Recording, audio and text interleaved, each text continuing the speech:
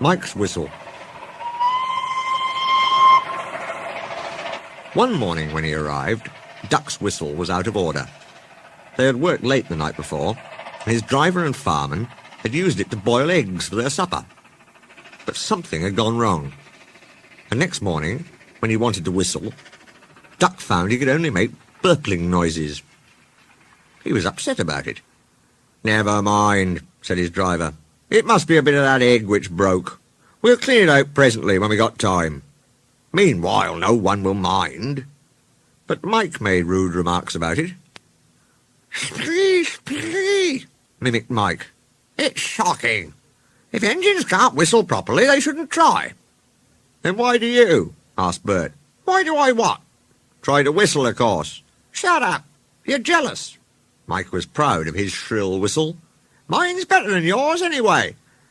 "Listen, Mike," said Rex. "If I had a whistle like yours, do you know what I'd do?" He paused impressively. "I'd lose it." "The idea," spluttered Mike. "Whistles are important, let me tell you. Engines without whistles aren't proper engines at all." Mike went redder than ever with fury. His steam pressure went up suddenly, and his safety valves blew off. Whoosh! "Hello," said his driver.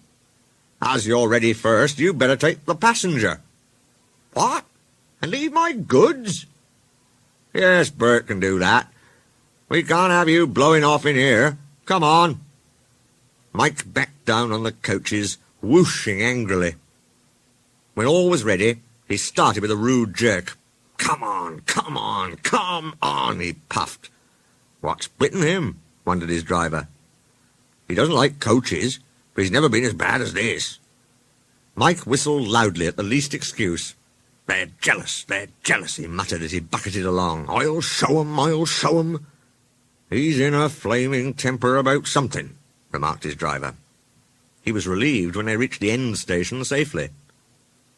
He looked Mike all over, but saw nothing wrong. He tried to soothe him, but Mike still sizzled crossly. "It beats me," he said at last. Then, soon after they had started back, he heard a thin, persistent tinkle. "That's something loose on his boiler," he thought. "I'll tighten it at the next station." But he never got the chance. It was the cow's fault. She stood on the track, busily cropping grass. She took no notice of the train. Mike stopped. He wasn't frightened. He'd met her before. She only made him cross. He came slowly forward, whooshing steam from his cylinders. Shoo, shoo, shoo. The cow just flicked her tail and went on eating. Mike felt exasperated. He tried whistling. He wanted to say, "Get out of my way, you stupid animal!" But he didn't get far. His second peep turned into a tremendous whoosh as his whistle cap shot up like a rocket and landed in a field. Driver and guard started to look for it, but some passengers objected. "We can't waste time with whistles," they said. "We must catch our train." Mike was dismayed. "There are boards saying whistle," he protested.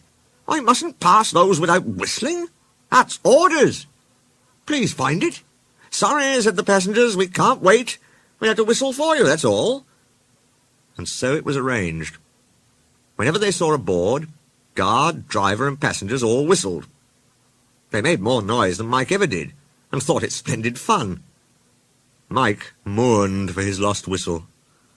Mike hoped his driver would give him a new whistle when they got home. He was disappointed. "I've no spare whistles," said the small controller sternly, "so you'll have to wait. It serves you right for being such a crosspatch." Mike worked in the quarries for the rest of the day. It was nearly dark when he reached the shed. "What's that?" asked Bert as Mike came in. "Shh," whispered Rex. "Take no notice. It's an improper engine."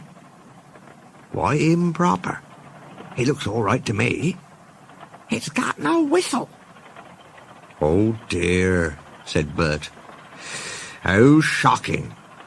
We don't approve of his sort, do we?"